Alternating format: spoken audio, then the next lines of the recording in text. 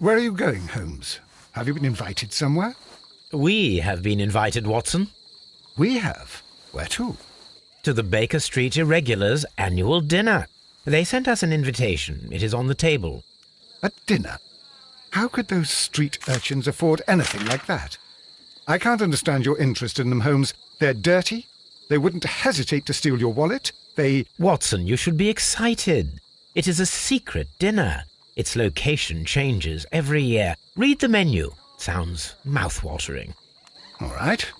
We, the secret police of Baker Street, invite you, Sherlock Holmes, and Dr. Watson to our annual dinner. Menu, entree, frozen rat head salad. Is this a joke? Not at all. Pray continue. Main course, sow's udder in Danny Nutcracker's way. Sounds disgusting, Holmes. Hedgehog goulash. Street turnips in homemade juice. And it goes on. I can hear them on the stairs now.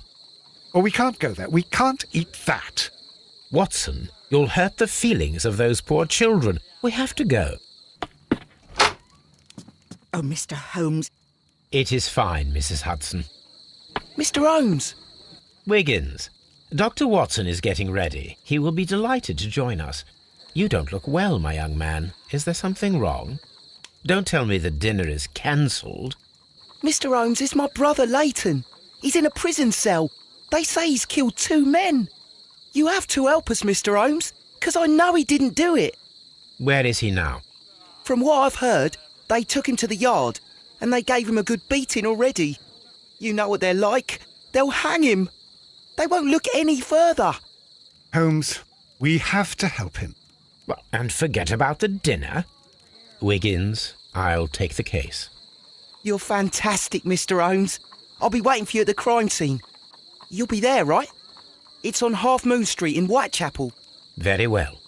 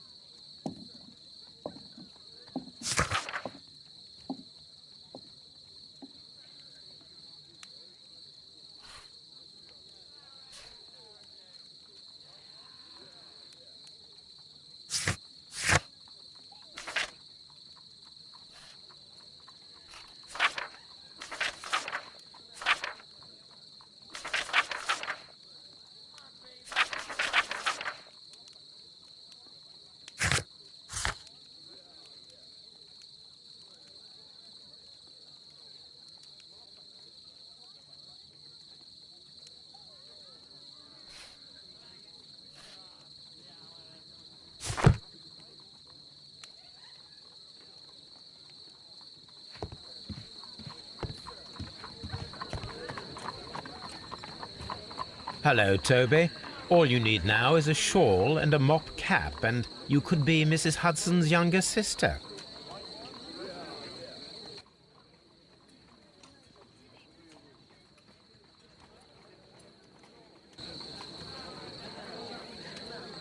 Hello, Toby.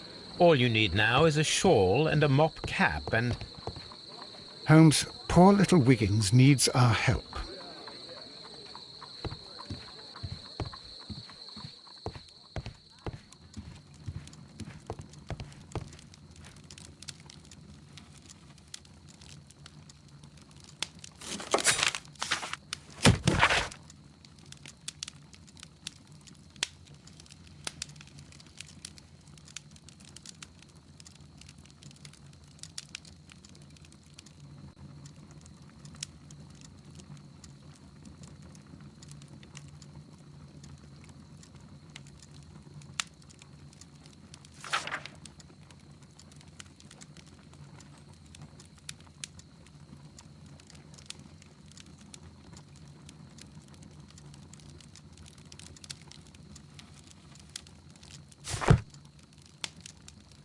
This is where I keep my post.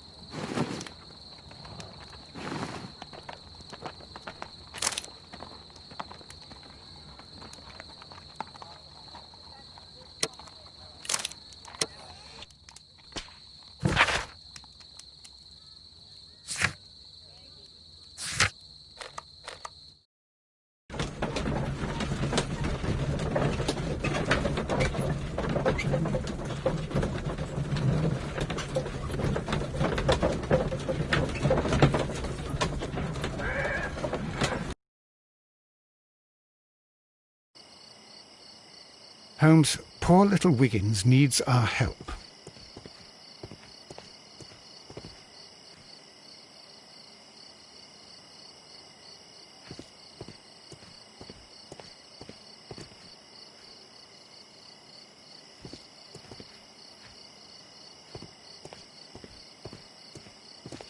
Locked.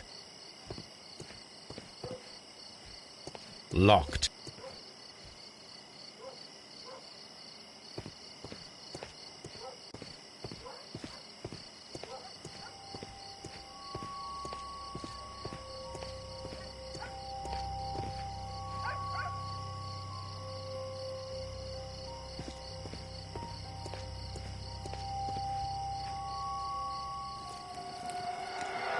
Please, gentlemen, leave the scene now. Oh, Mr. Holmes, is that you? Good evening, Constable... Constable Marrow. I was here with Inspector Aberline during the Ripper case, Mr. Holmes, back in '88. But then this is nothing like that case. With this one, we've got the murderer, the weapon, and the statements, which speak for themselves. Of course, Marrow. But you know that appearances can sometimes be deceiving. Who were the victims? The two men here, both shot. The stout fellow was Brian Vercotti, a well-known ruffian. The other, Kenneth Butler, a jeweller by trade. You spoke of statements. You have witnesses? Well, I was there, so I gave my own statement. And then there were two other witnesses who said they saw the killer Chapman. Mr. Turner, a gentleman who lives in that flat over there. And Polly Powell, a flower seller, who was over at the far side of the street.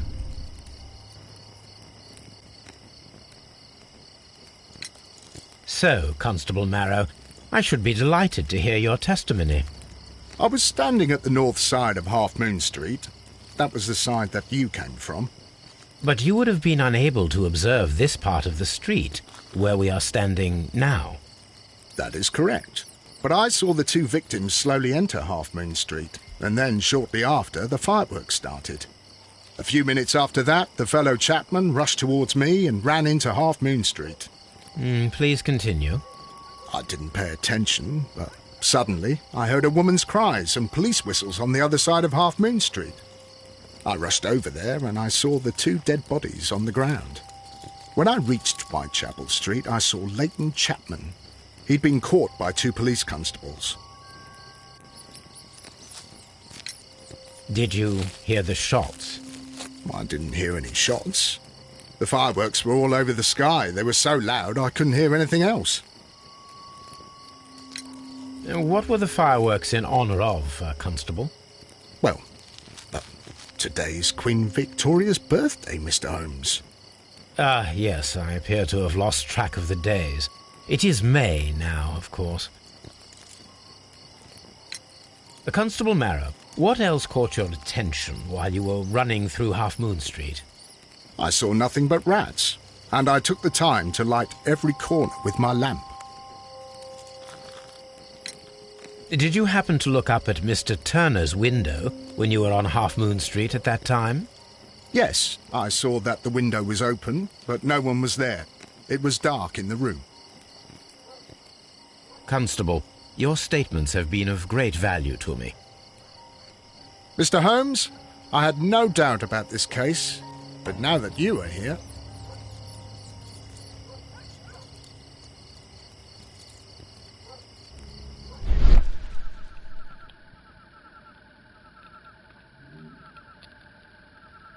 A piece of wood that has stuck between the cobblestones. Let us take a closer look.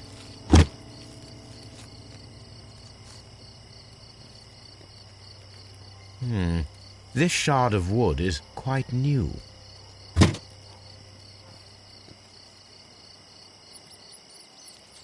The bullet struck his head. This man didn't stand a chance.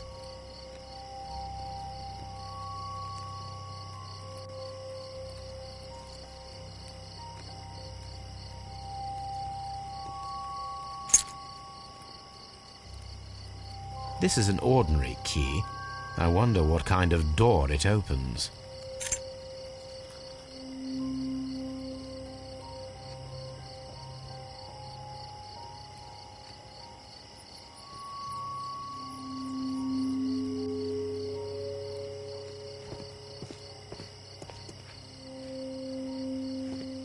Mr. Holmes, did you see my brother at Scotland Yard? Is he all right?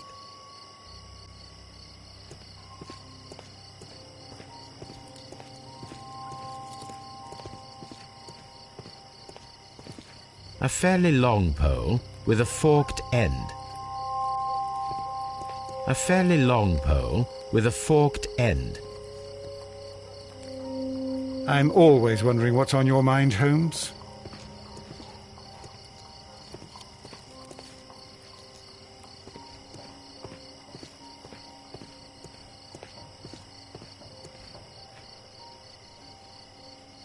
Good evening, Mr. Turner. I heard Constable Marrow reply to you as Mr. Holmes. Are you that detective gentleman? I've heard of you. And, well, I know things. Things about this evening. Excellent. Might we hear your story?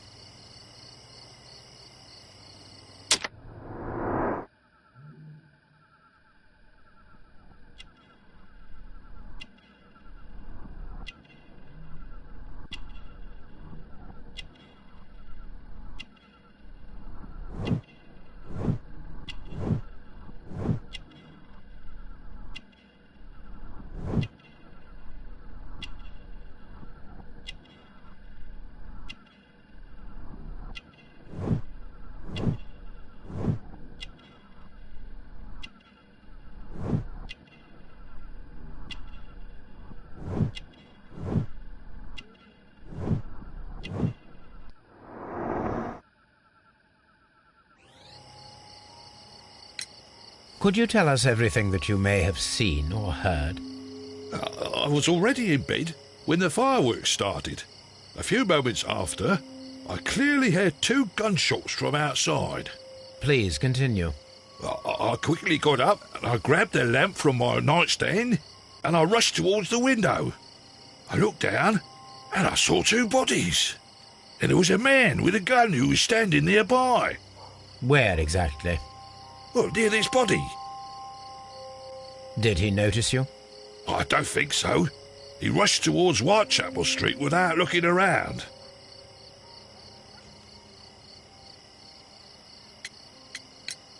Mr. Turner, did you see anyone else in the street?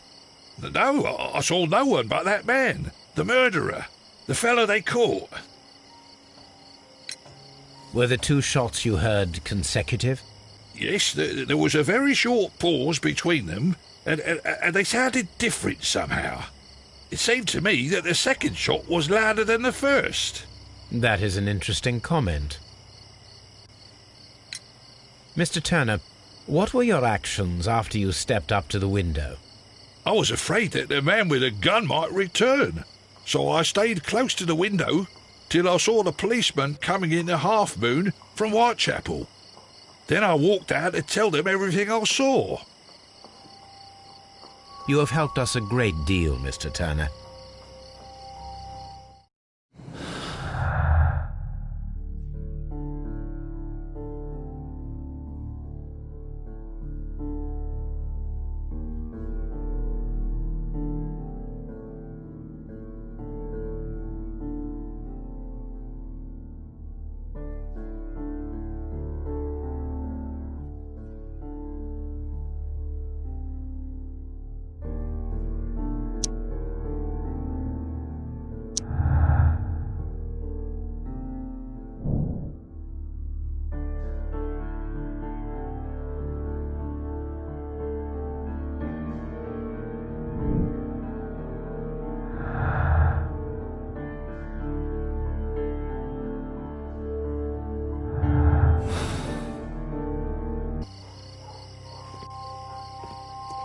I'll do anything to save my brother, Mr. Holmes.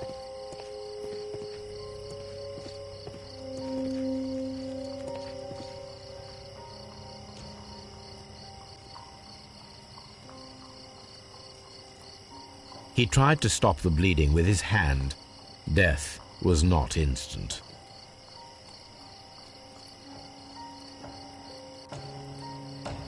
The bullet penetrated his stomach, a dreadful wound.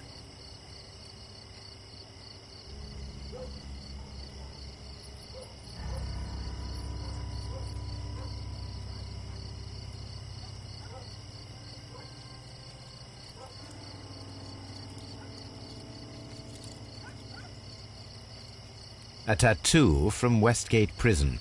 Vercotti must have done some time there.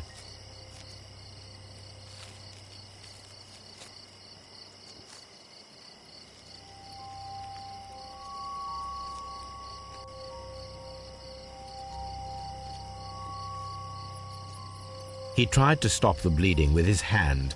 Death was not instant.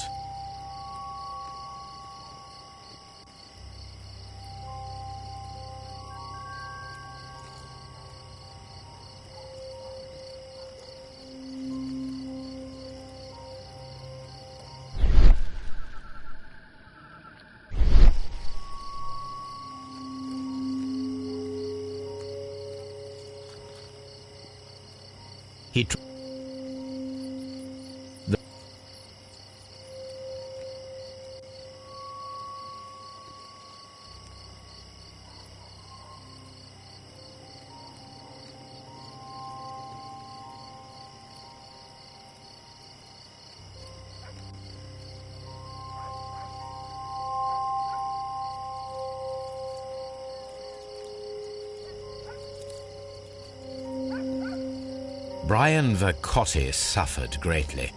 What a terrible way to die.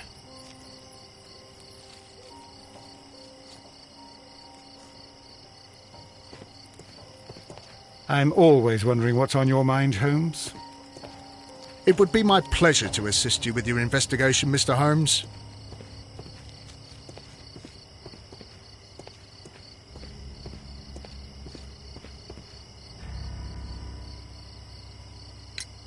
Mr. Turner, you have stated that you remained close by your window after the crime. Is that correct? Oh, yes, Mr. Holmes. I stayed at my window until the policeman arrived to examine the dead bodies.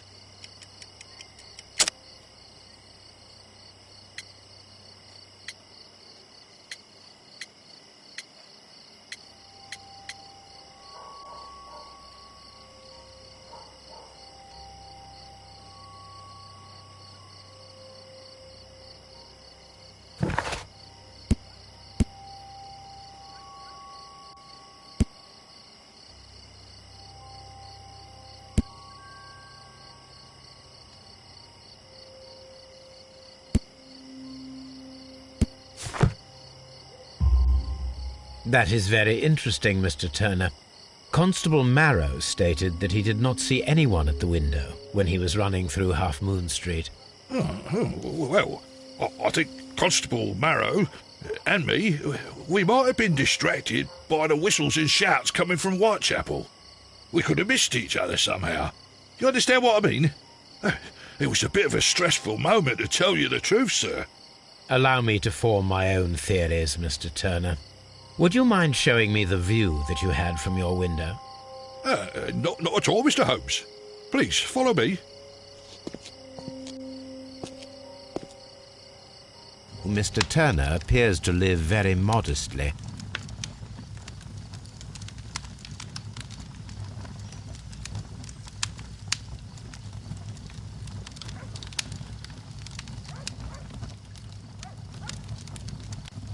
This fire is dying out. It was last tended to over an hour ago.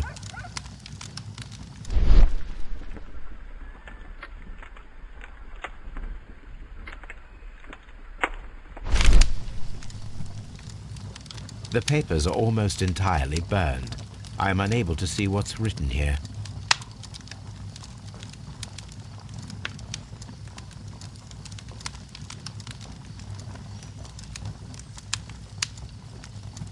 These words are illegible.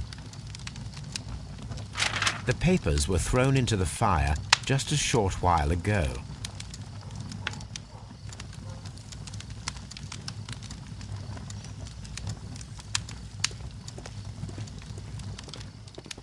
Mr. Turner was roused from his bed by the sound of gunshots.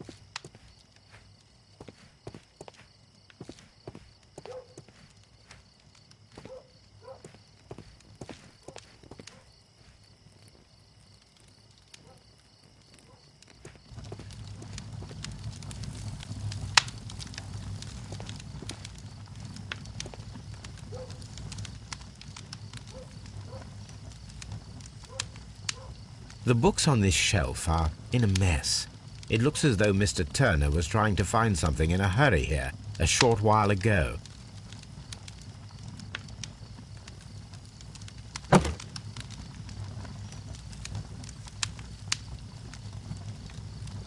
This walking stick is broken. It was placed here quite recently. A perfect match. So, Mr. Turner broke his stick when it became stuck between the cobblestones. He did not mention that he was so near to the victims.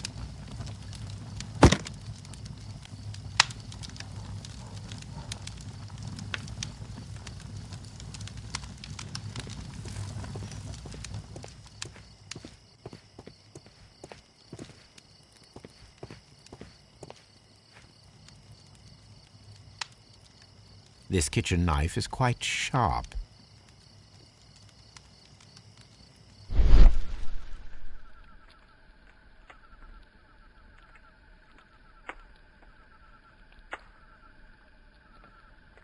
There are pieces of shredded paper scattered over the table.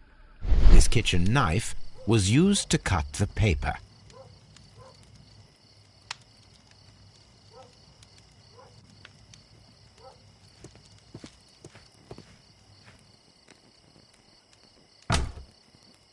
So, that's the view Mr. Turner had when he opened the window. The dead body of Kenneth Butler. Brian Vercotti's contorted corpse. Mr. Turner had a perfect view of the crime scene. He saw the bodies clearly, and Leighton Chapman standing over them.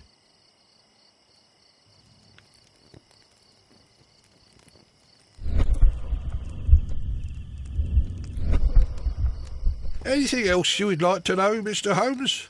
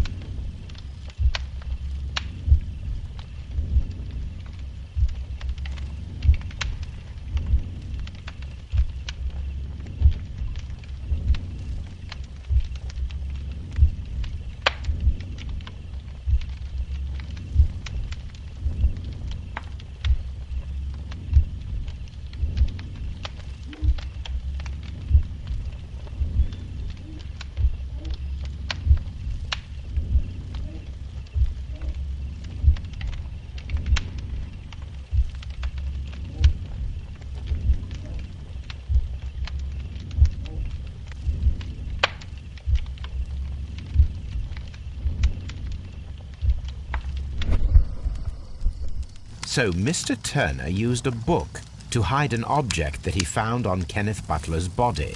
The question is, what did he find?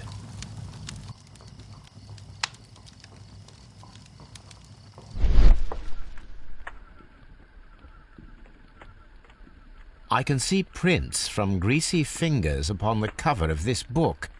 Let us take a closer look.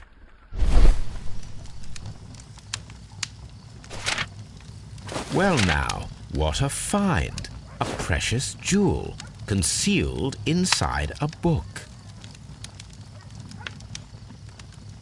A bracelet with a unique ram's head design, a distinctive feature of ancient Grecian artifacts, probably of the Hellenistic era.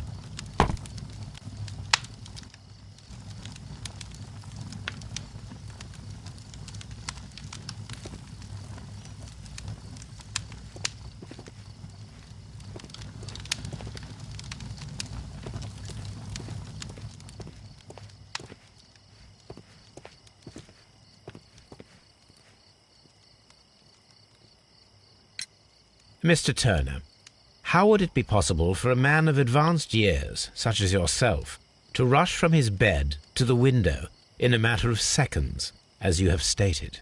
Well, I'm able to move very quickly, despite my age. And when the situation requires it, Mr. Holmes.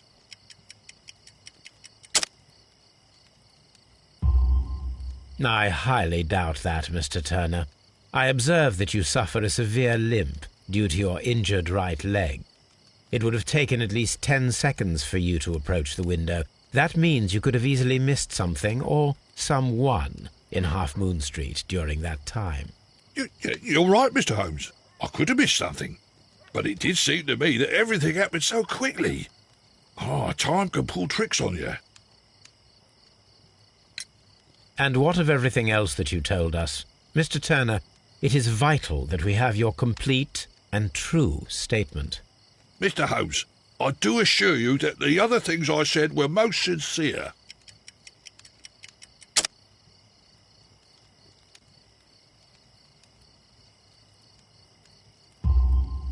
Mr. Turner, you were not sincere with me. Not then and not now. But Mr. Holmes... This, Mr. Turner, does not look like anything that a poor man might possess. It is worth more than the home that you live in. I can explain. No, merely correct me if I am wrong. You saw Leighton Chapman through the window, but you also noticed a glittering object on the ground, this precious jewel. You walked down and took the bracelet from the body of Kenneth Butler, and when you heard the whistles, you hurried away. That broke your walking stick. It caught fast between the cobbles. Constable Marrow was unable to see you in the window as you were climbing up the stairs on your way back to your flat. Upon returning home, you hid the precious jewel inside a book. Mr. Holmes, please don't send me to prison. I didn't do anything bad. I'm just a poor man. When I chanced upon the bracelet, I saw it as an opportunity to make a little money. I was desperate. I only took the bracelet, that's all, I swear. You made a mistake by lying to me. But you are not a criminal. I believe that. Although I must return this bracelet to its rightful owner.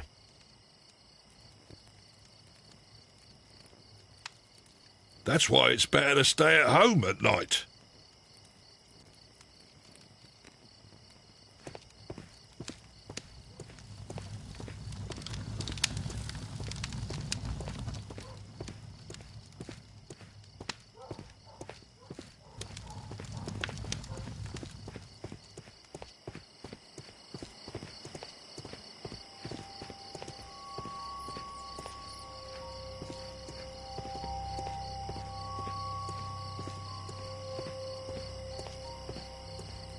A fairly long pole with a forked end. It would be my pleasure to assist you with your investigation, Mr. Holmes.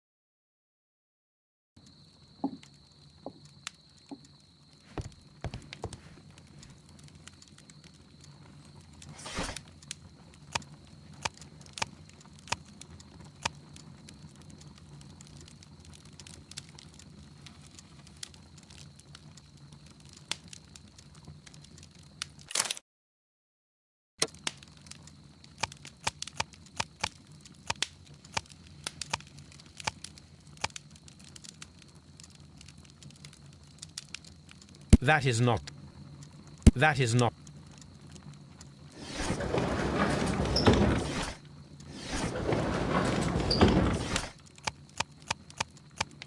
That is not the one I need.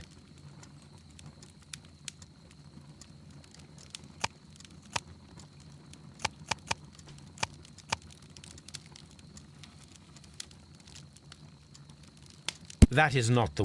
That is not the one I need.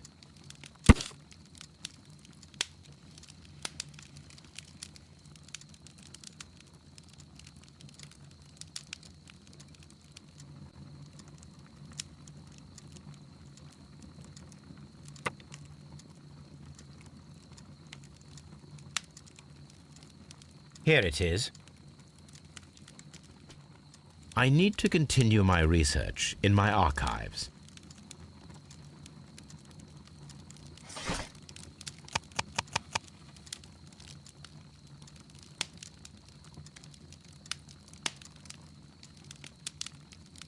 That is not the one. That is.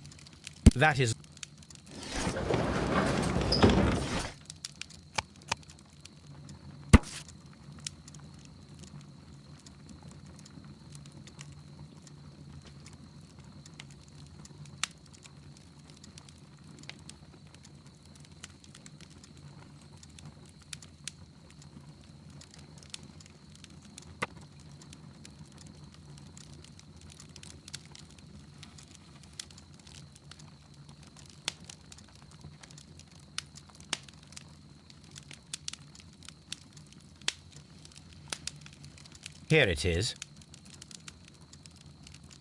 One of the victims, Kenneth Butler, was involved in the story of the stolen Hellenistic treasures. A visit to his pawn shop should tell me more.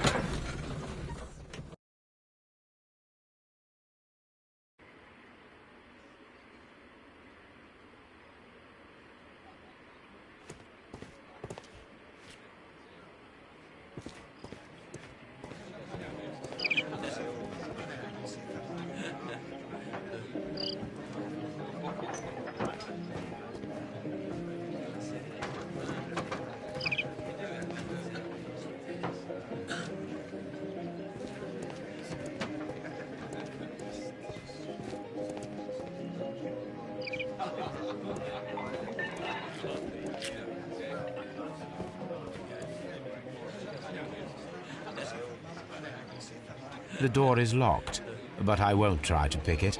There are people directly behind me. Mr. Butler's key matches the lock perfectly.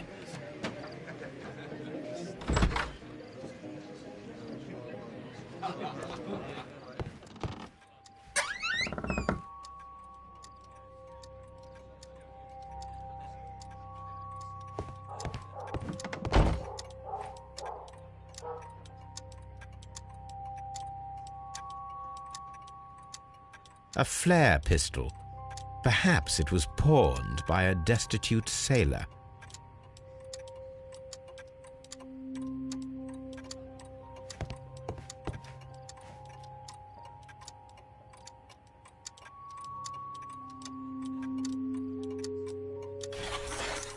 It looks as though Mr. Butler kept a careful record of his operations.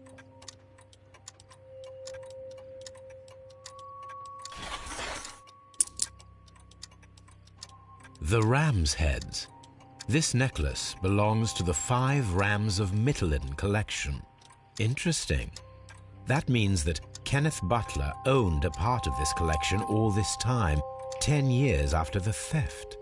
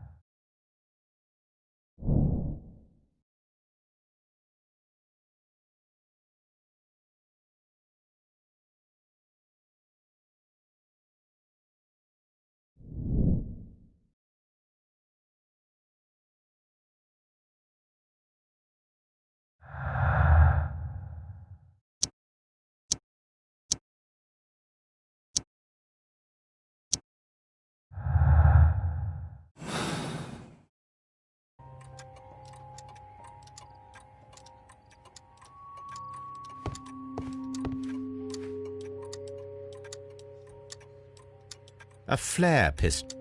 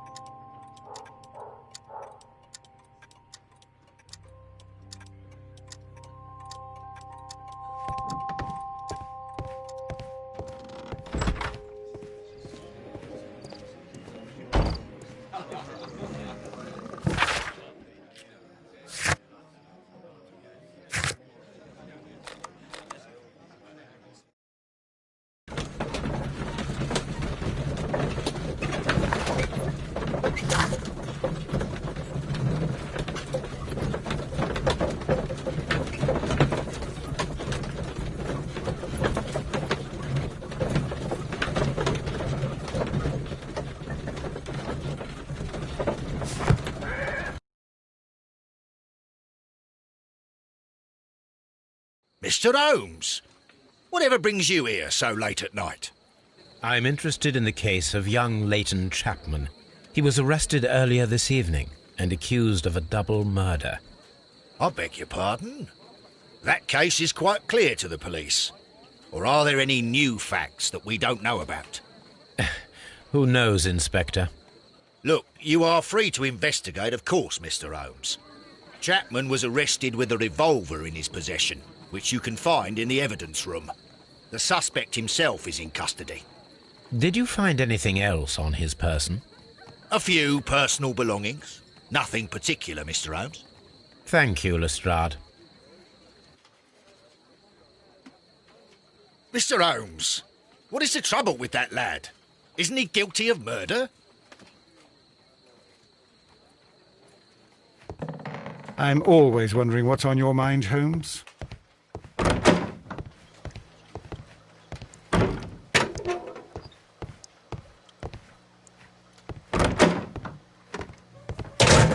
Mr. Holmes?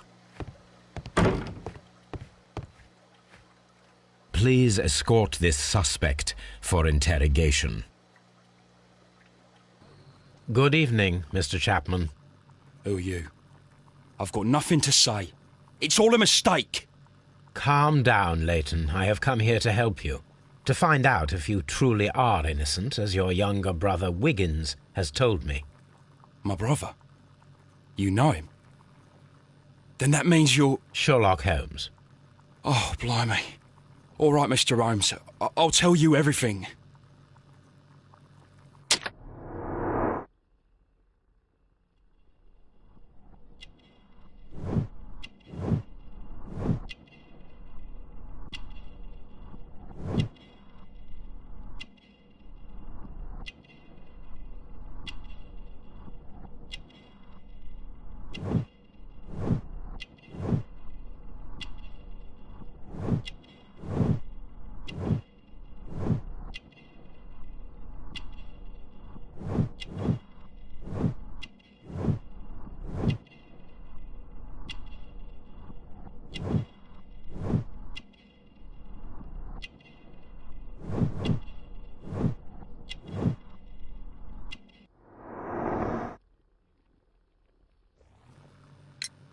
Good. Tell me your account of what happened. I left my work and I hurried up to see the fireworks in Whitechapel. I was late, so I decided to cut through Half Moon Street. I saw the first fireworks light up in the sky. I bumped into a constable on a corner before entering Half Moon. Then suddenly, what with all the firework flare, I saw two men. They were both lying flat in the middle of the street. I stopped where I was. I thought about turning back to the police, but as I was thinking of that, I saw a third person. He was leaning over the body that was furthest from me. The second I saw him, he raised his head and he stared at me. In a flash, I saw his gun, but he made a dash for it instead and he escaped through Whitechapel Street. So you might still have had time to return to the constable. I panicked. I didn't know what to do. Anyway, I approached the bodies just to see if they were still alive. I saw that one had blood pumping out of his stomach. He was dying. It was horrible. Second one was already dead. He had a hole in his head. He was holding a gun in his hand, though. I took it, and then I followed the third man. Interesting. Pray, continue. I turned a corner, and I saw the man standing in the middle of the street.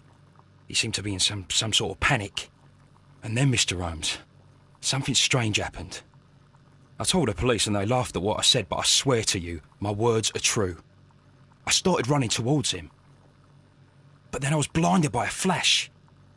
It was so bright that I hardly saw anything for a good dozen seconds. But I kept running forward. As I arrived in Whitechapel, I heard a woman screaming. And then I was caught by the police. But there wasn't a trace of that man. Of course, then they found a gun and all that blood. I couldn't see the murderer escaping and all that mess. Perhaps I was still half-blinded at that moment. A thrilling account, my young man. Leighton, are you able to describe the person whom you saw standing in Half Moon Street? Well, I wasn't able to see his face at all. It was too dark, and he was too far away. I could see his silhouette. And what about that?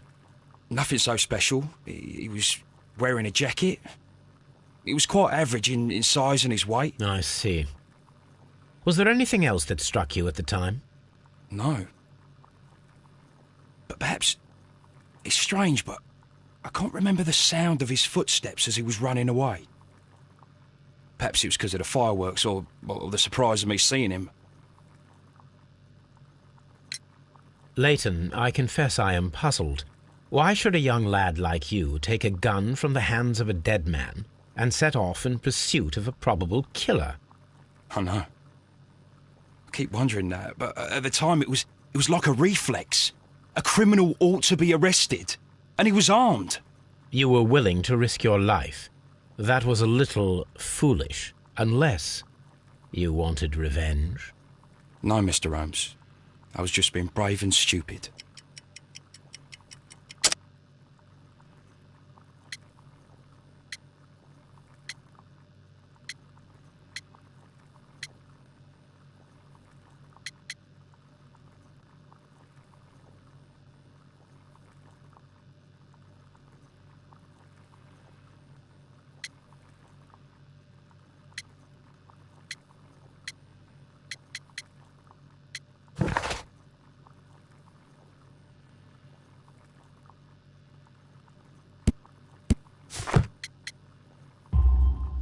I'm sure that you were, but I believe that you may have recognized one of the victims, Brian Vercotti.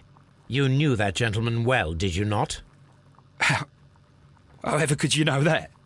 You have a typical tattoo of the Westgate Brotherhood upon your hand. I observed exactly the same mark upon Mr. Vercotti. You came to know him from your sharing a past prison sentence. Am I correct, Mr. Chapman? Oh, God. You're right, Mr. Holmes. Would you tell me a little about Brian Vercotti? We were convicted for a robbery. Once in prison, both of us joined one of these fraternities. During that year, we tried to help each other out, you know? You were quite young then, I believe. Yes, Mr. Holmes, we were. We'd only stolen a pound of meat. After we were released and when I saw what my little brother had become, I decided to work towards living an honest life. And Vercotti? He had a hard time. His sister had died in a Whitechapel dispensary while he was in prison. He had no family anymore. Our paths split. He fell back into crime. So you lost him? Yes. And for around 2 years, I heard no news of him at all. We shall see you soon, young man.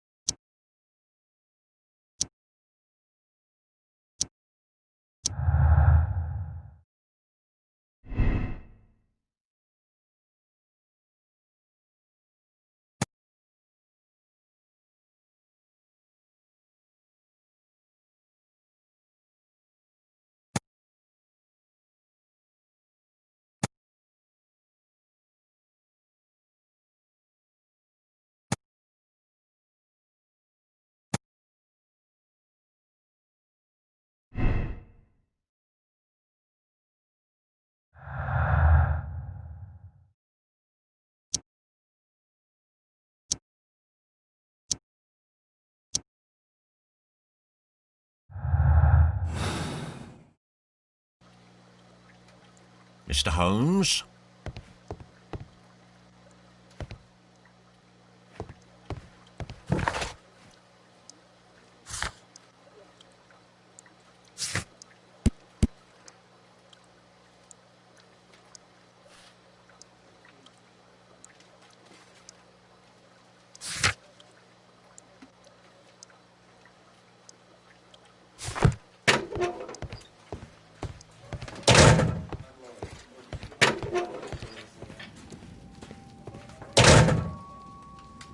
So this is the gun that Leighton was holding when he was caught by the police.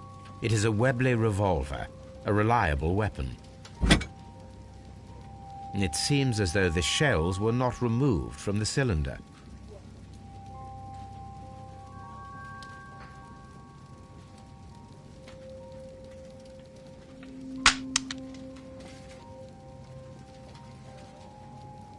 Two out of the 6 shells have been fired. There were 2 shots. A cheap watch, bought with his own money, no doubt. These cigarettes are filled with cheap tobacco, nothing interesting.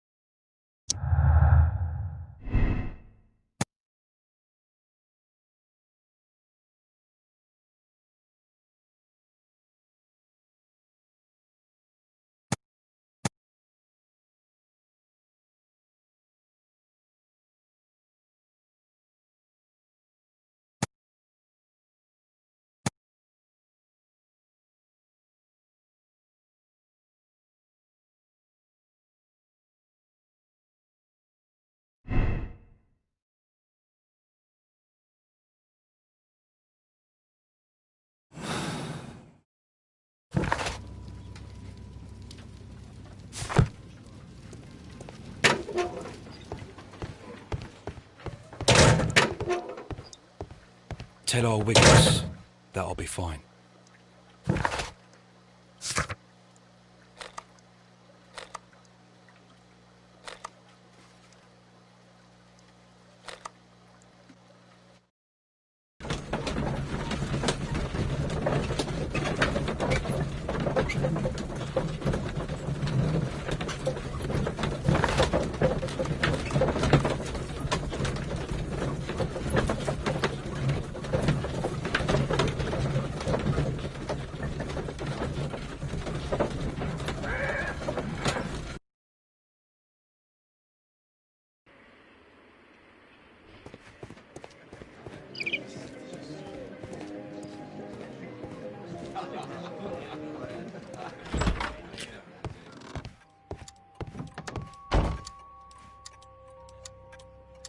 A flare pistol.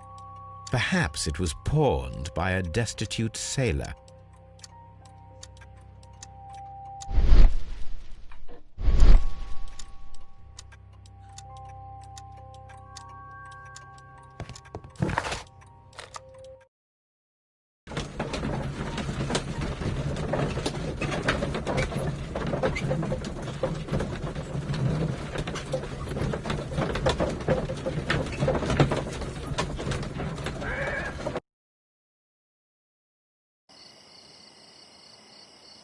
I'm always wondering what's on your mind, Holmes.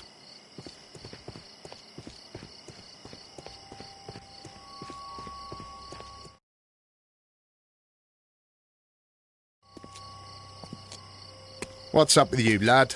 What are you waiting for? I'm waiting for my brother to be released. Your brother? The one that you caught, beat up and imprisoned. Ah, the murderer. He ain't killed no one, copper.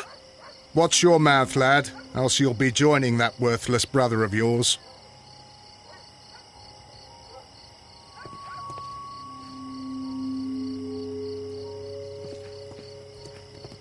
It would be my pleasure to assist you with your investigation, Mr. Holmes.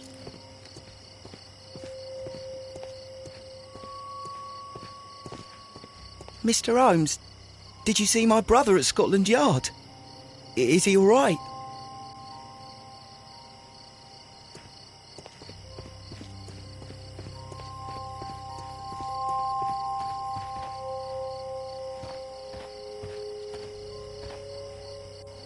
Mrs. Powell? What do you want? My name is Sherlock Holmes. I'm assisting the police with their investigation of the crime that took place this evening. Well, I've already gave my testimony, but very well. Could you tell us everything that you may have seen or heard? Yes. I was selling my flowers as usual, and then the fireworks began, in honour of Queen Victoria. I enjoyed those. But then, all of a sudden, a young lad ran out of Half Moon Street and stopped just by me. He had a gun in his hand. He was like a ghost, and all covered in blood. It was dark, but I could see him, because of the flashes from the fireworks. And then? I screamed as loud as I could. I knew that a policeman should be on duty in the vicinity. He had no time to escape. 2 constables got him. Then another constable came out from the very same street, and I heard him talking of a horrible murder. Mrs. Powell, did you hear the gunshots? I'm not sure. You know, what with the fireworks? Did you see anyone else leaving Half Moon Street, prior to or at the time of the crime? No, sir, I did not. Even with all the fireworks, I was very attentive, as I'm always on the lookout for customers. My thanks to you, Mrs. Powell.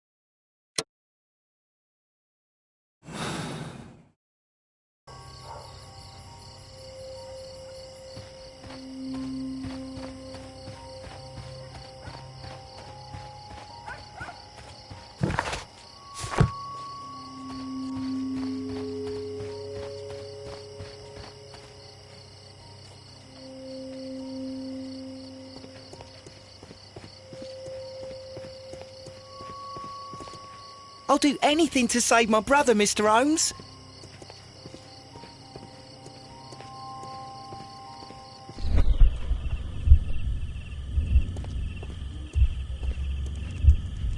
A fairly long...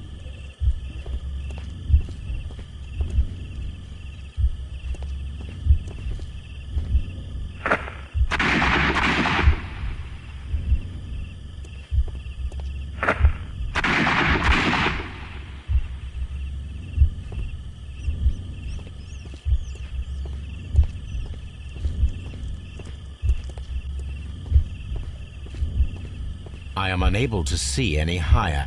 I need to find something to lift my lamp.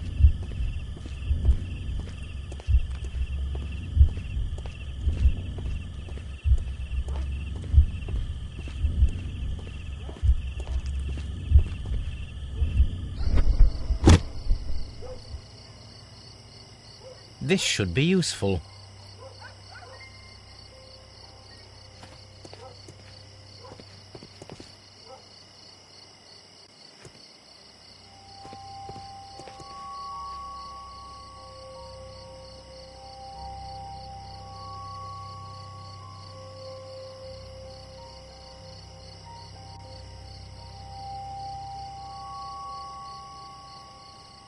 This is most definitely a bullet hole. The brick cracks are fresh. Watson, there was a third shot fired in this street.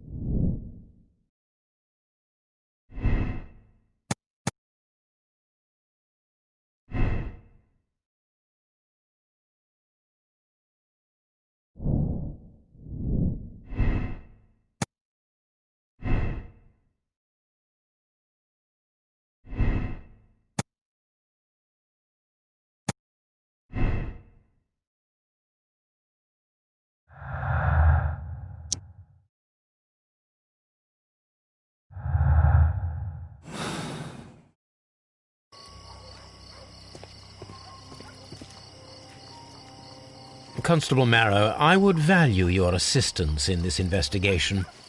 It would be my pleasure, Mr. Holmes. I would like to make sure that there are no places in Half Moon Street where a man could hide while you were running through it with your lamp. All right, Mr. Holmes, what should I do? Take your lamp and start walking, just as you did before, and try to find me. Understood.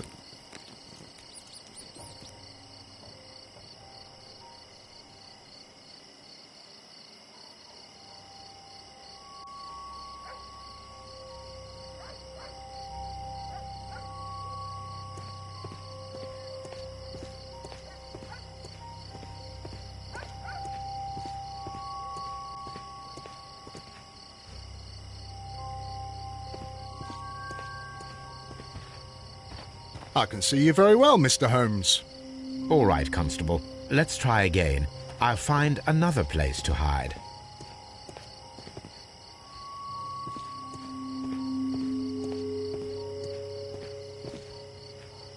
Here you are, Mr. Holmes. All right, Constable. Let's try again. I'll find another place to hide.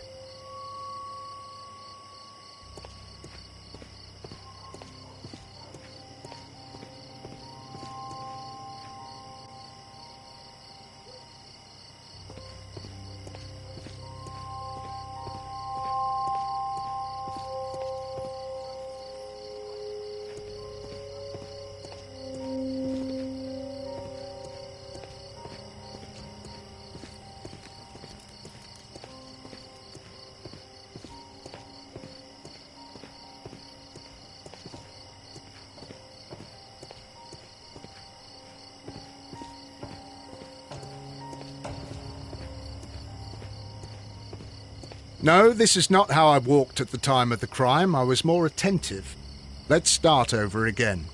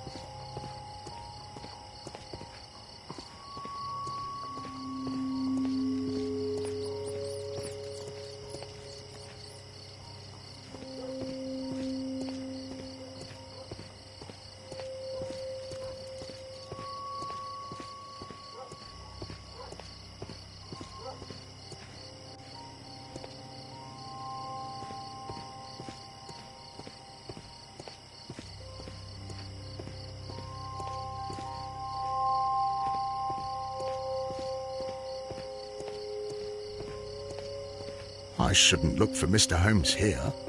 He's hiding in Half Moon Street.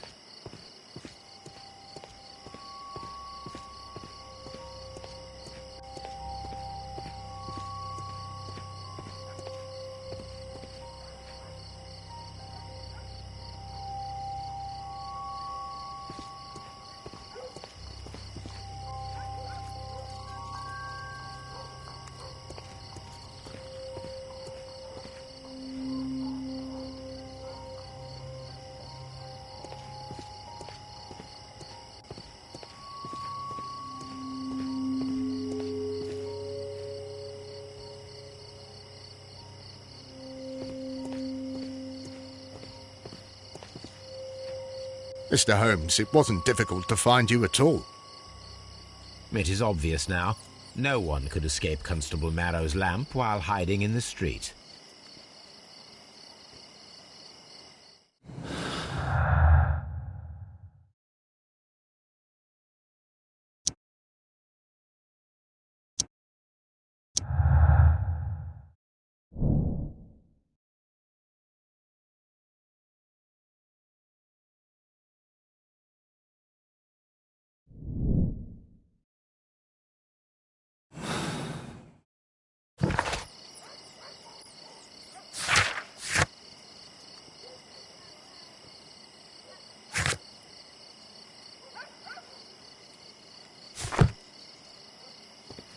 It would be my pleasure to assist you with your investigation, Mr. Holmes.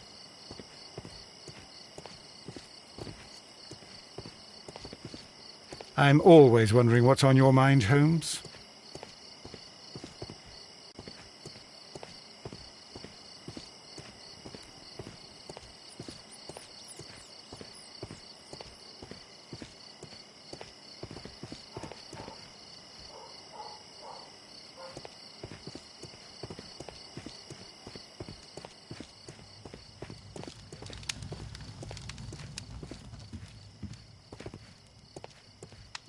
That's why it's better to stay at home at night.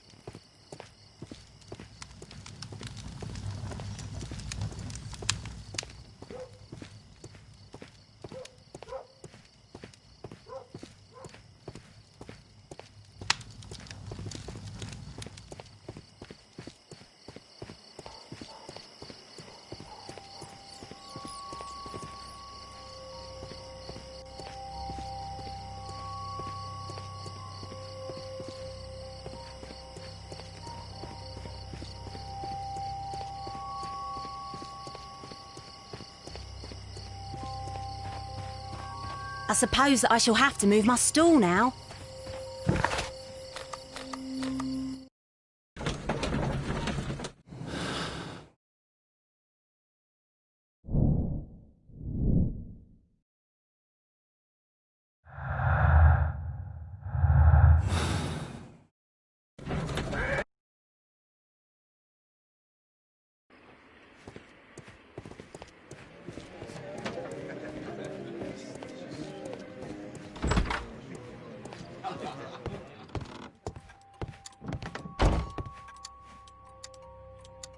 This is exactly what we need in order to imitate the flash of the fireworks.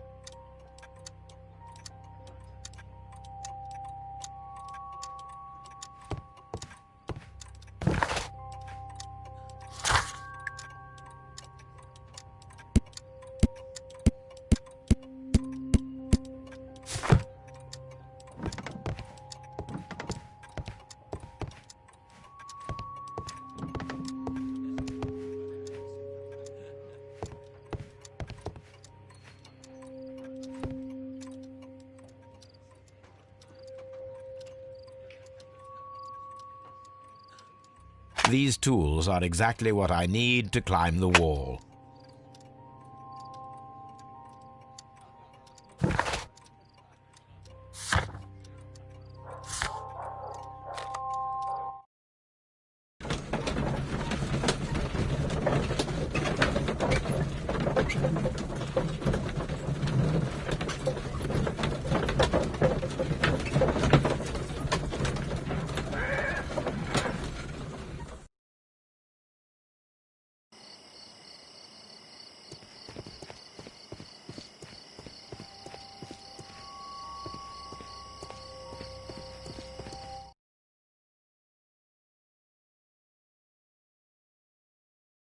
Why are you looking at me all the time like that? I'm just watching you, lad. I never know what to expect from people like you. People like me? Yes, street beggars and thieves. I ain't a thief. Oh, no? Then where did you get whatever it is that you're gnawing on? I very much doubt that you bought it. What ain't seen can't hardly be stolen.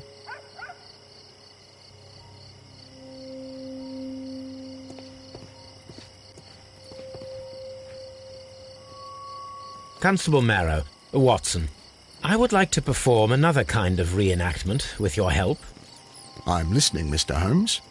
I want to check if Leighton's testimony can be trusted. If someone could vanish into thin air at a specific moment. But Holmes, I don't see how. I am going to be the mysterious gentleman whom Leighton followed. I will stand exactly where he saw him before he was blinded by the flash. Watson, you will be Leighton. When I fire the signal flare, you should start to chase me. I understand, Holmes. You, Constable Marrow, just play your part and do exactly as you did. Just, please, wait 5 seconds after the signal flare. I doubt that Polly Powell would have screamed any earlier. As you say, Mr. Holmes. Let us begin, then. Catch me if you can.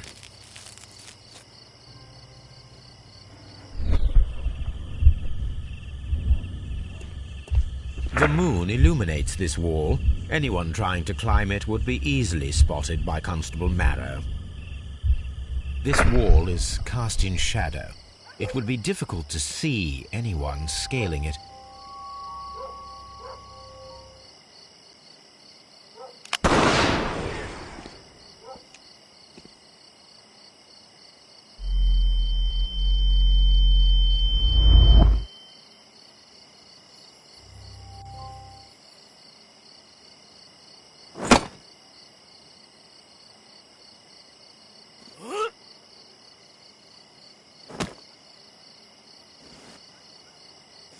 I can barely see anything.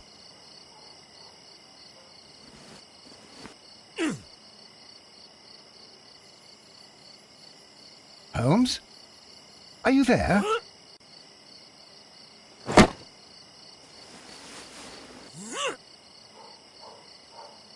I should try climbing faster.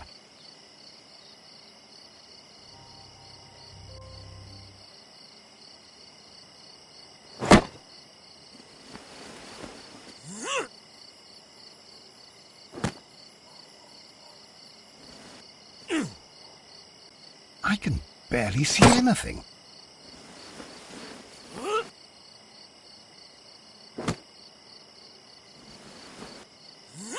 Holmes? Are you there?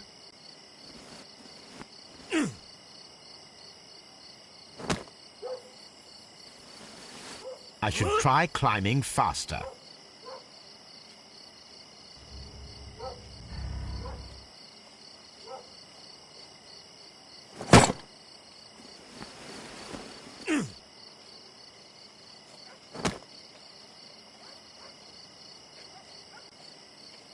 I can barely see anything. Where is he? My God, a man can't just disappear like that. Holmes? Holmes? Where are you? I cannot see you, Mr. Holmes. Dr. Watson, it seems that Mr. Holmes has disappeared. Don't worry, gentlemen. I am up here, above your heads. How on earth did you get up there, Holmes? I am using crampons and a climbing axe, although the person we are looking for did not leave any traces of such tools. Constable, is there any way to get to the top of this building? Yes, Mr. Holmes, I can show you. The door to the building can be found from Whitechapel Street. Gentlemen, I am on my way down.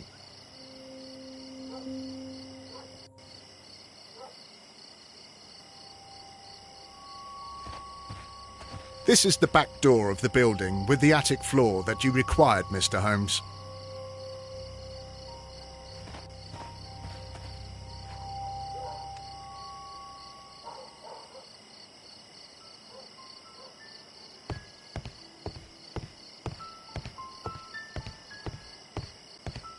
These shards of glass are from the window above.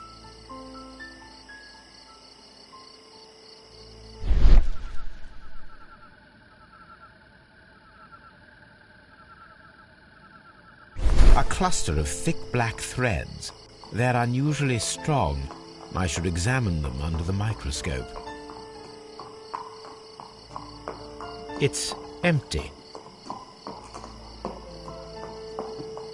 Someone broke through the window to get inside the attic, but in his haste he ripped his jacket. We can conclude that the person whom Leighton saw climbed up the wall, broke into the attic window, and escaped through the hatch.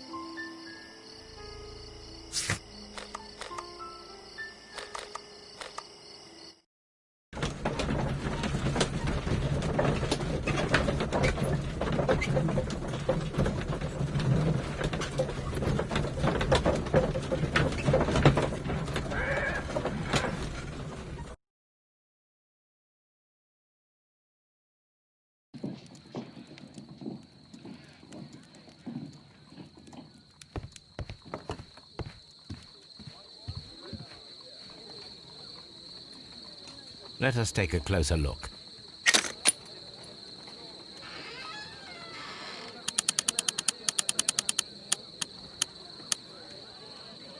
It is not a thread, but a hair. I very much doubt that it is human.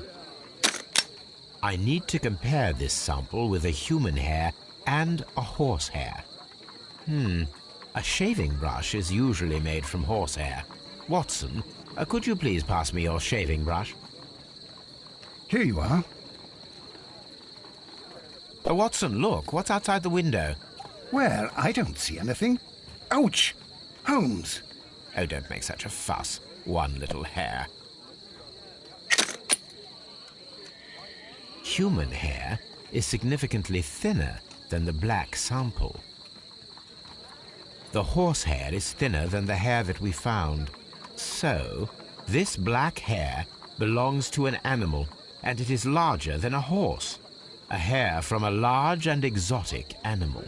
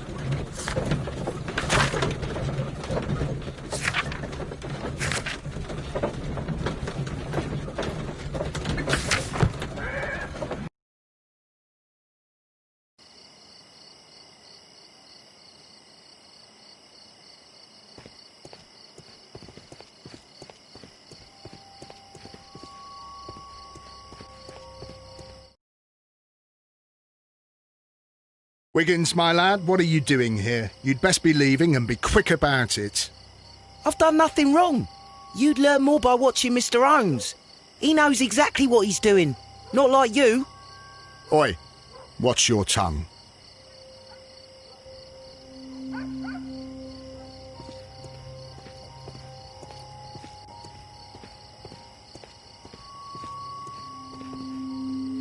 Mr. Holmes? We have good news for you, Wiggins. The investigation has proven very interesting so far. We found facts and details that confirm your brother's innocence. I knew it, Mr. Holmes.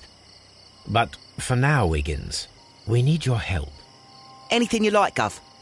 I need you to locate a circus that has stopped over in London. It needs to have disposed of at least one exotic animal, a very large one. You can count on me, Mr. Holmes.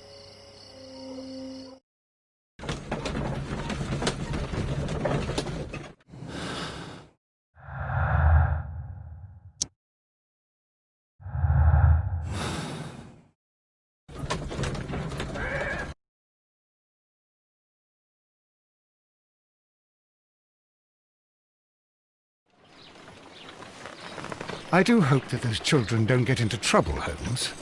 Don't worry, Watson. I predict some news in 7 seconds. Mr. Holmes, we found it. Here it is.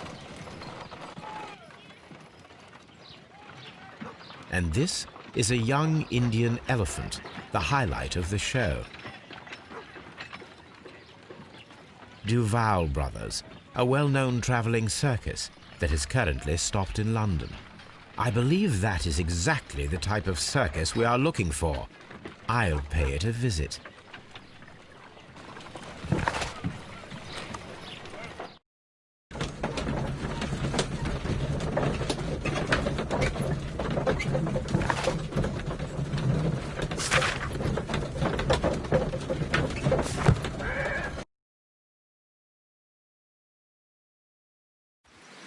Aye, you!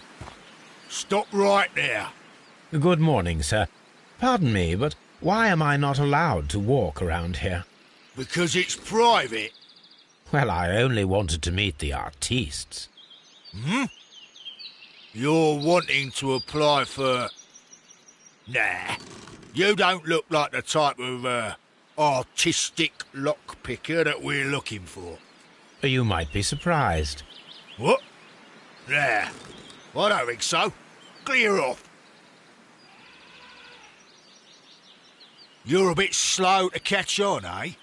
Get lost.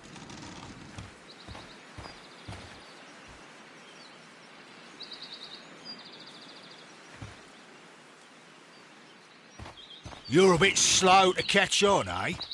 Get lost. You're a bit slow to catch on, eh? Get lost.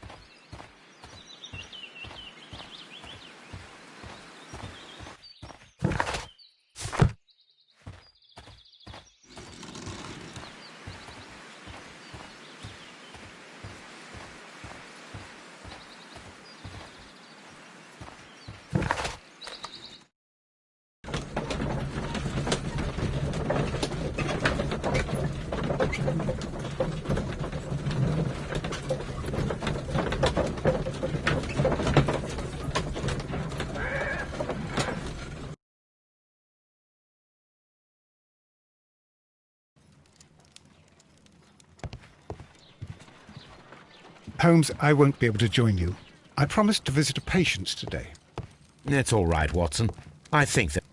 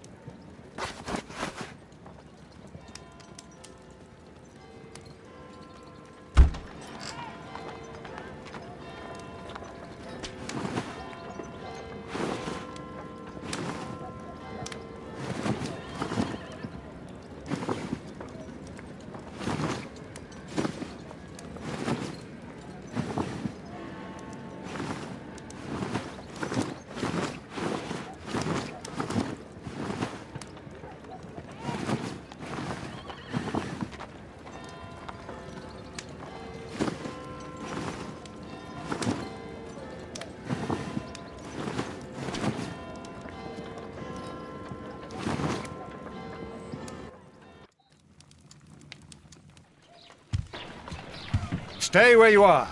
What are you doing here, and where is Sherlock Holmes? Calm down, Watson. Take deep breaths now. It's me. Oh, thank God, Holmes. I can't get used to your disguises. Thank you, Watson. That means I am ready to go. Holmes, I won't be able to join you. I promised to visit a patient.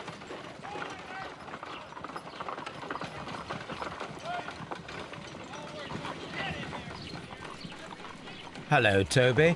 All you need now is a shawl and a mop cap, and you could...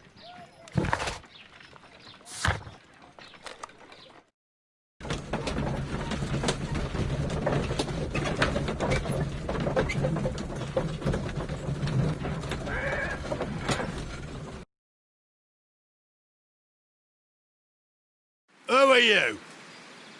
What's your name? My name is Nigel. I'm here to open the locks. Talented, eh? Let's see. Go inside the marquee and show yourself to Charles Foley. And I'd highly advise you not to trick him. Got that? I've got it.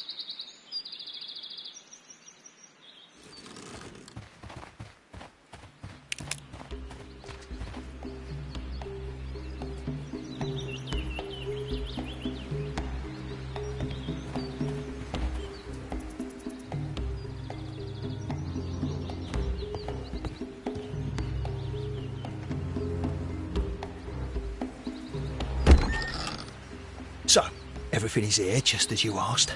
And what about the money? Some of the barrels are wet. Transportation issues, it couldn't be helped. Whatever. We'll be here after midnight to pick up the supplies. I want to be paid first. No. You'll be paid after we make the transfer, as I said. Right? I hope that no one saw you. The police are on the lookout. Of course not. I'm a professional. Glad to hear it. Be ready for tonight, then.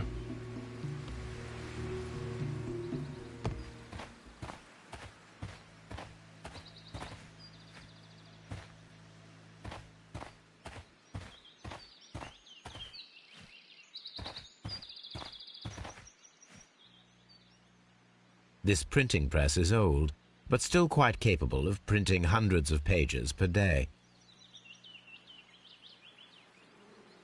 From lambs into lions, those are words of encouragement and defiance. That's a picture of a contemporary gentleman wearing a Robin Hood hat. Interesting. This poster was clearly made to fire up rebellion amongst the people. There are enough posters to paste across half of London's walls.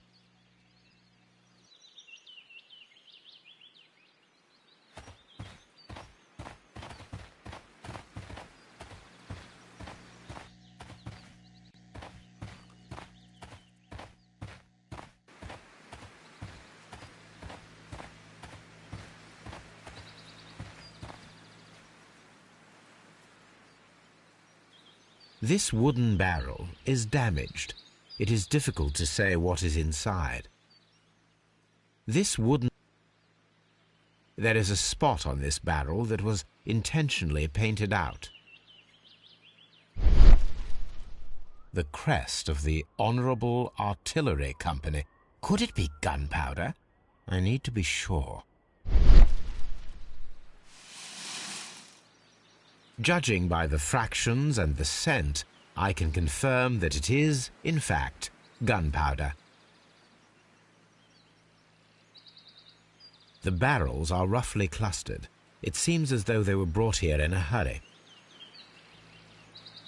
Powder kegs, a printing press, and a great many blank papers. All of this was stolen by the Merry Men quite recently. And these poster samples. I am quite sure it is not a coincidence. The Merry Men are planning some sort of sabotage. Stop right there. Who are you? Are you Charles Foley? Maybe. They say that I can open any door. Do they now? We'll see that lock near the chains on the table over there. Open that.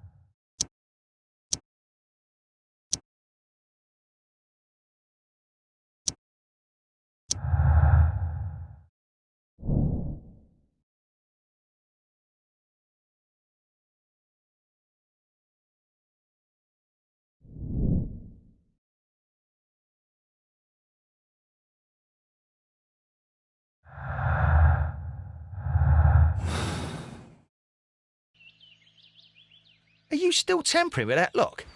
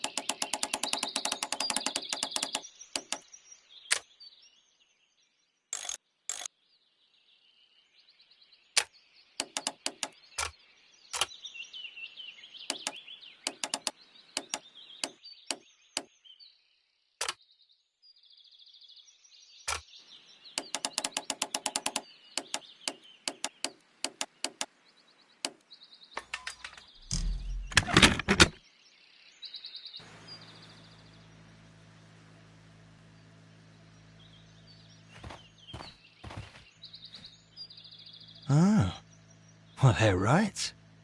What's your name? Nigel Shirley, from York. Ah, Nigel from York. Never heard anything about you. How'd you hear about me?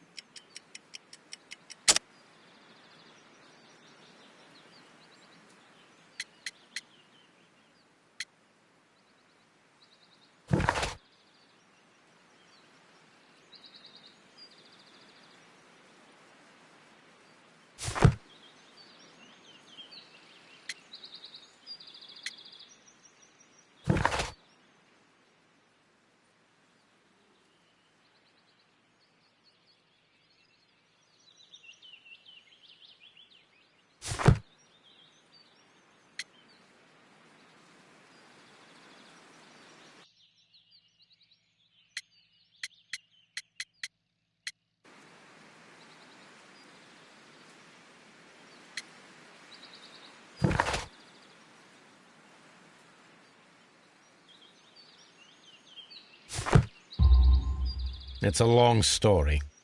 I met your brother, Vincent the Butcher Foley, in prison. He told me all about his betrayal and all about you. Before I was released, he told me that you might find a job for me one day and pay me some money for me craft. Well, he died 7 days ago in prison. I'm sorry to hear that.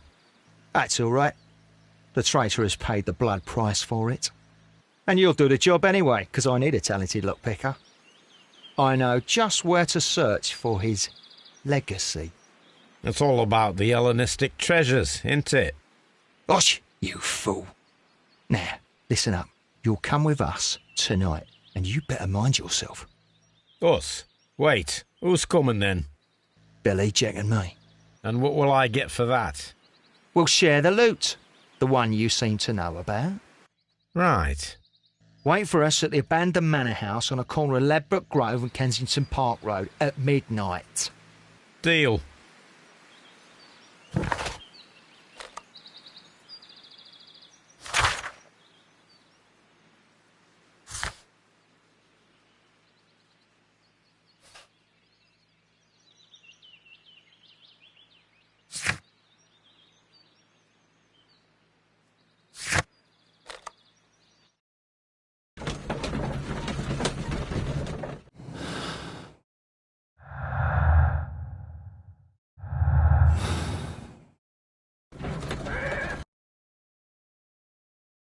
Here I am at the manor.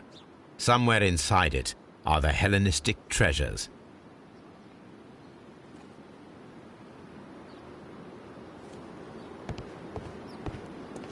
This lock is quite old. It shouldn't be much of a challenge.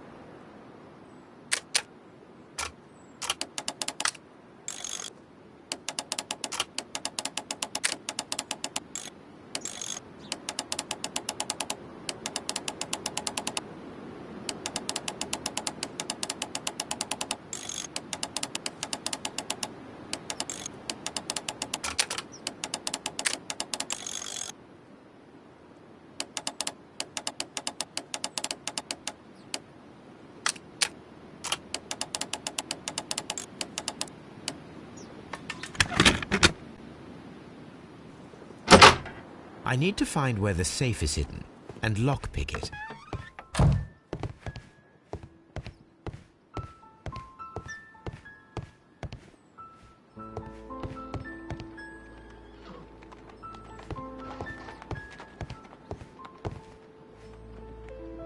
This cupboard is an absolute mess.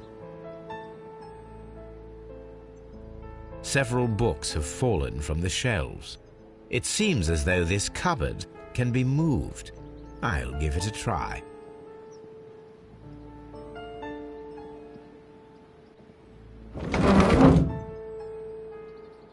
So, that's the lock I must open tonight. Let me see.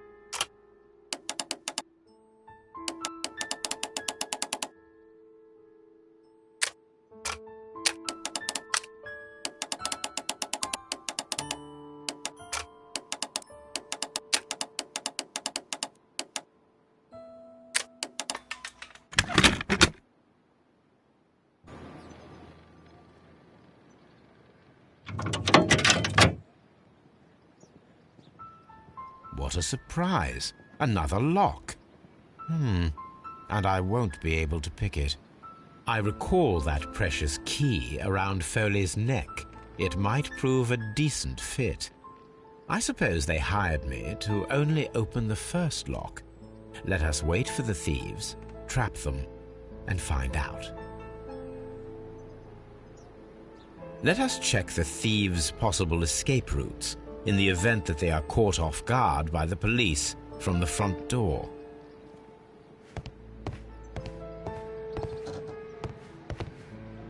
This door is a perfect means of escape in an emergency.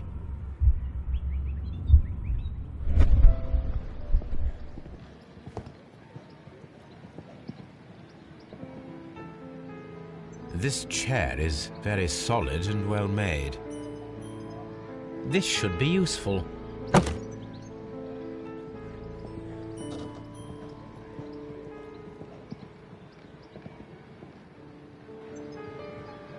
A solid rope.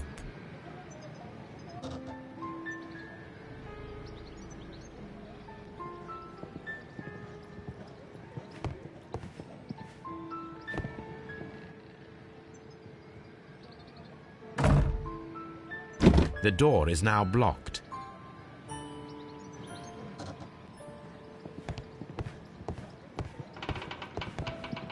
The ground floor window is a perfect way to escape the police.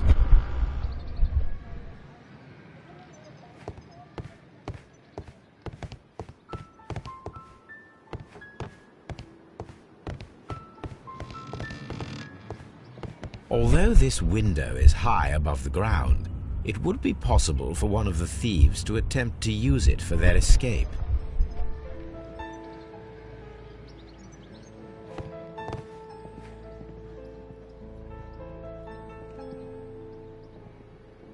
This is the perfect place to set a trap.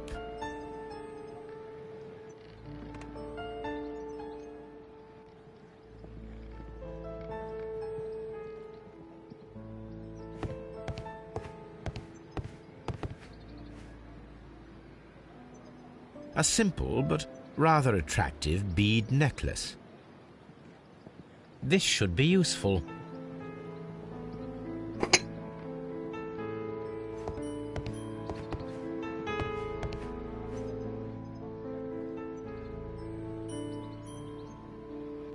One step on these beads, and our thief will go flying.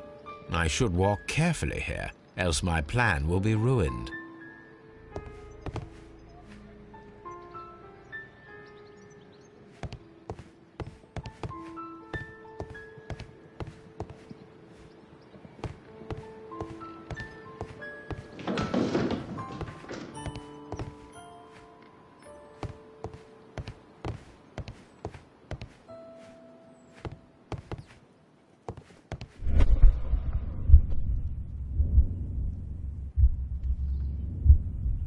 Any thief who finds his way upstairs will roll down very quickly.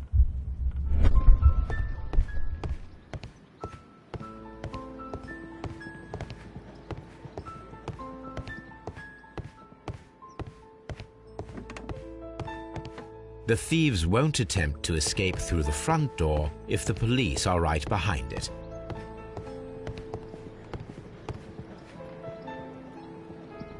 That is quite a heavy cupboard.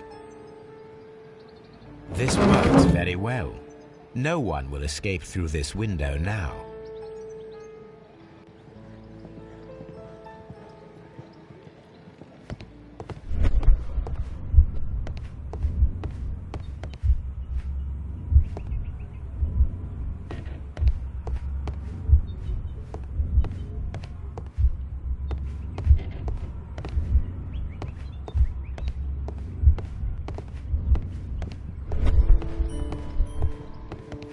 The door is now blocked.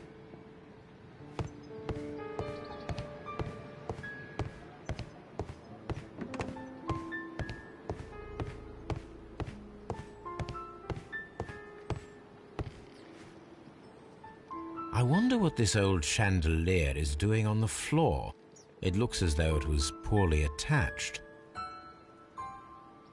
I suppose that the thieves already tried to open the lock with this formidable hammer, but they were unsuccessful.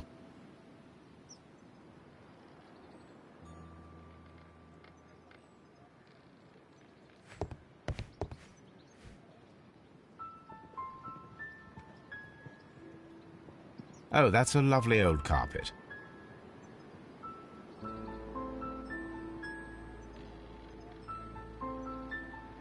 What a surprise! Another lock. I recall...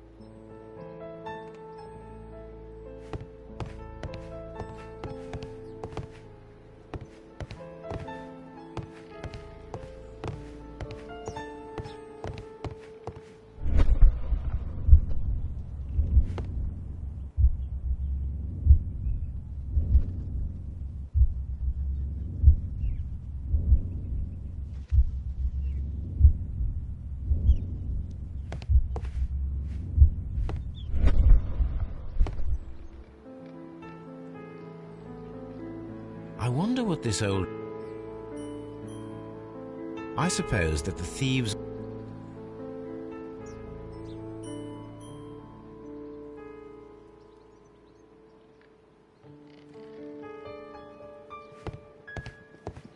The door is now blocked.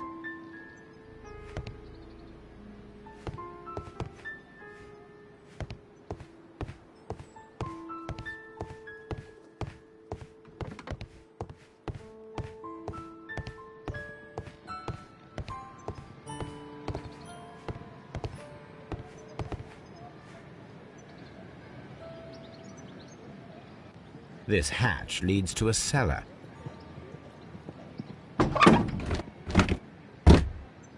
There is no ladder. If anyone falls here, he will need assistance to get out.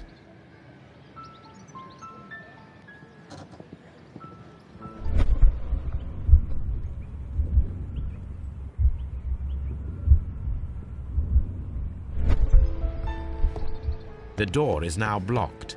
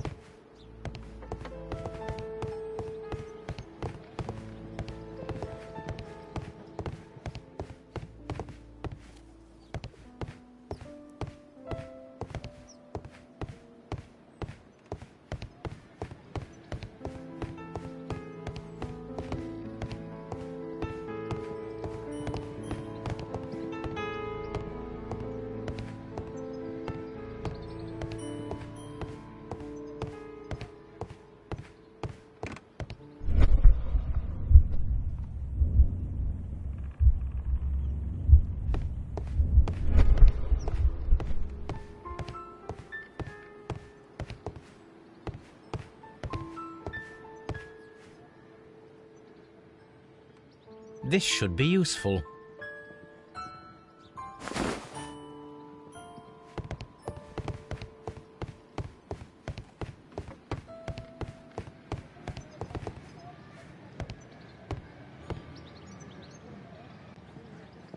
Now, it's not an open hatch, just a nice carpet on the floor.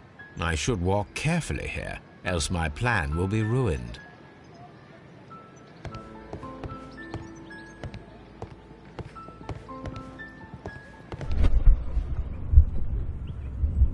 Now, if a thief runs through the kitchen, he'll pay a surprise visit to the cellar.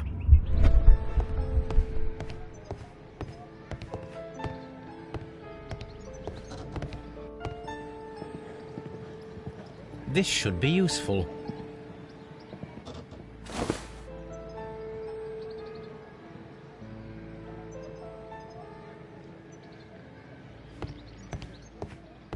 The door is...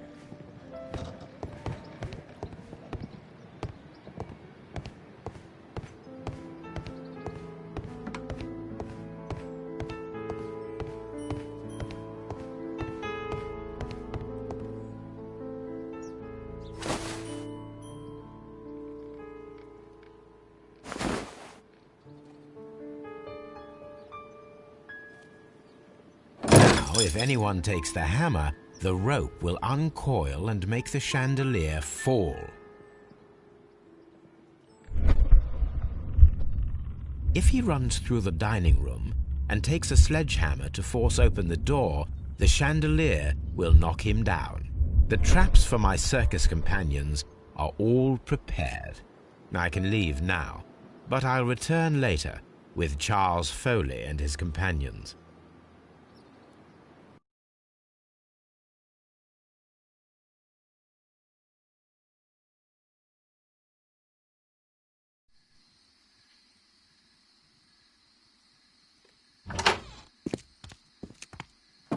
Police! Police!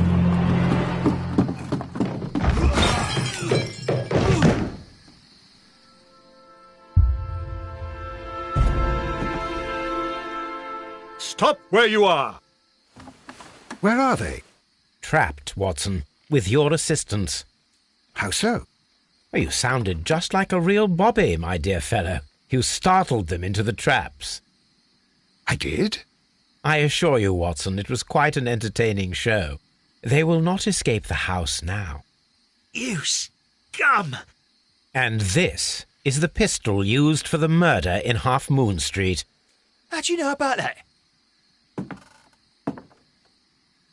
Have you closed the case yet, Sherlock? Mycroft, what are you doing here? Did you follow me?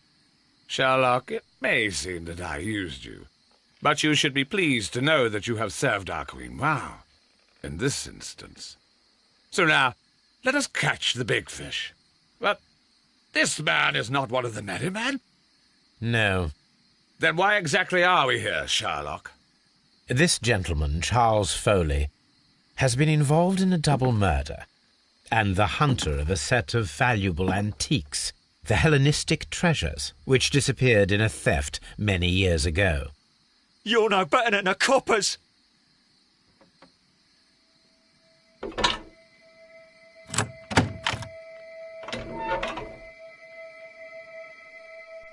Holmes, that is incredible.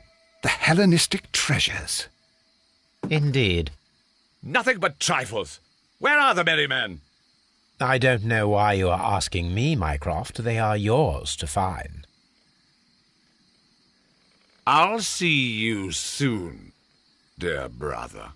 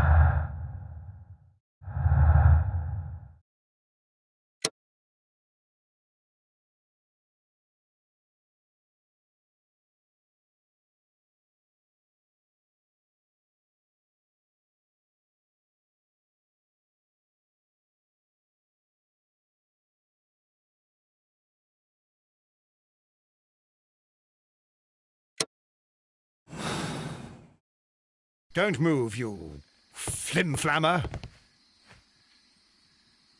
The trap with the chandelier worked perfectly. Charles Foley has been knocked down.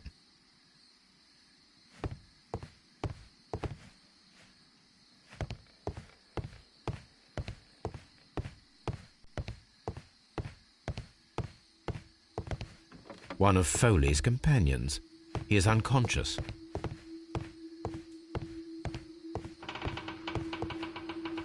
One of Foley's companions. He is unconscious.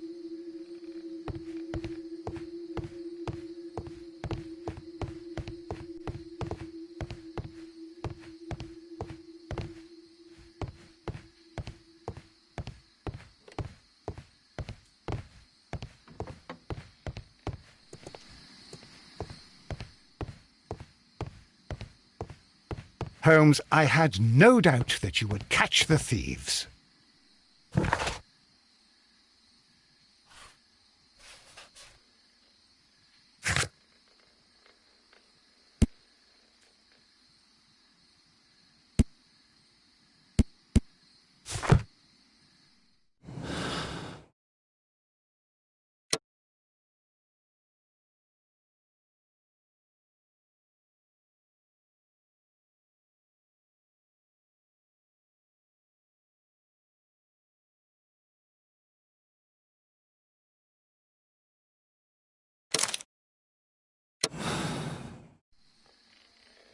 Charles Foley, you were a witness to a double murder.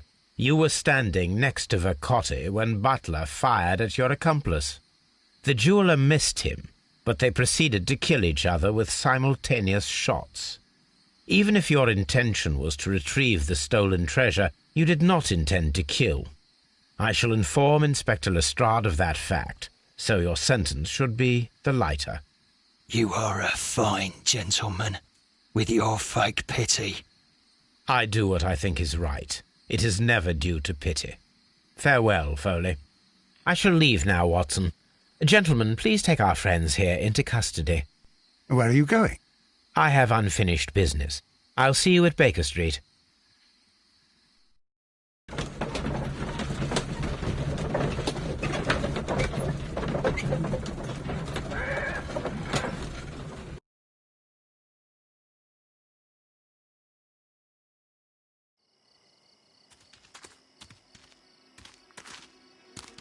Be careful with the lamps.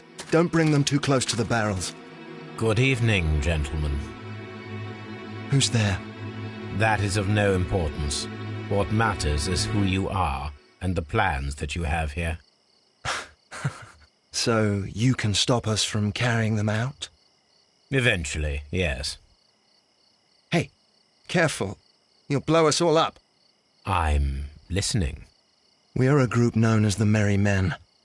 But I suppose you knew that already. We are the men who've already lost everything of value in their lives. We are ruined shopkeepers. We are workers who were fired from their jobs. Honest people who were robbed. We were forced out from our homes and thrown onto the street. And all of this in the name of the so-called law. The laws that were set out by our government. The laws that make the commoners only more vulnerable and the wealthy more protected. We are not only from the British Empire. Some of us are from the New Lands, America, Australia, and we are many. But men we are still, and we are merry for that we stopped being afraid.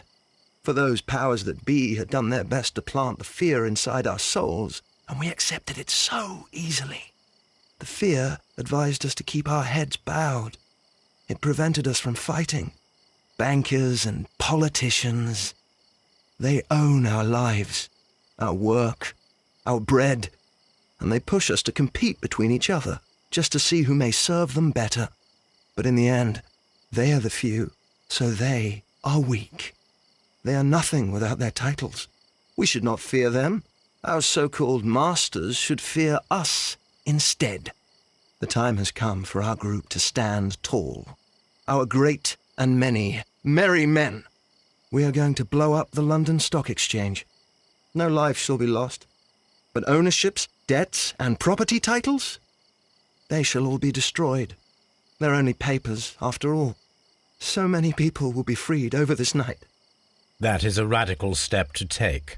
What result do you truly expect? Chaos. But soon people will understand that they are free, and that they don't belong to anyone. They will be able to work for themselves, together, without letting the rulers dictate what to do, and finally justice will arise. What you are intending to do is a crime. It is not justice. How do you see justice, then? Kids go to prison for a loaf of dry bread. And how many lords do you see punished for stealing from their people, sending them to their deaths in mines or overseas to fight for land? Our masters wouldn't hear us. So now it's time to sing the song of the merry men. Will you let us do our duty?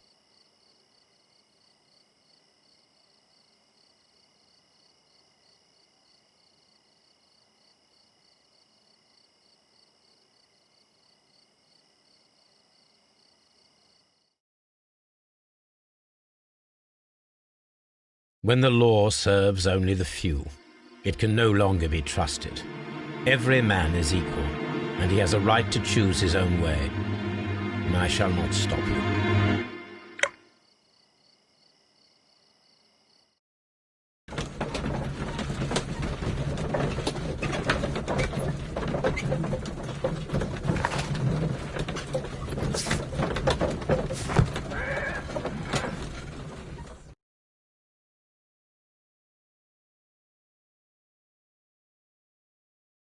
So, you're interested in Russian literature now?